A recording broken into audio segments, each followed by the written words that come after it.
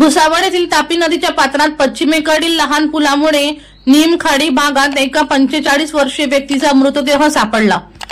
तपासाअंती ओळख पटून मृतदेह जळगाव येथील माऊली नगरातील रहिवासी संतोष बंडू सपके यांचा असल्याचे समोर आले।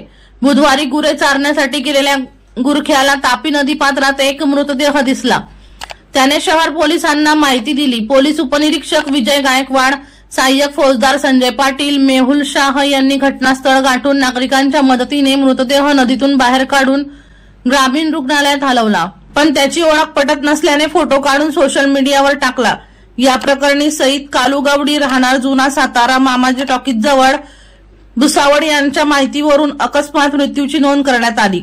हवालदार अनिल सुरवाडे तपास करत आहेत।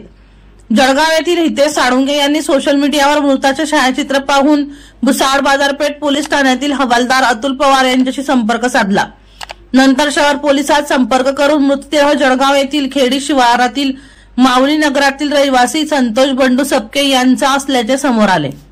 दीपक राठोड यांचा रिपोर्ट DR न्यूज जळगाव।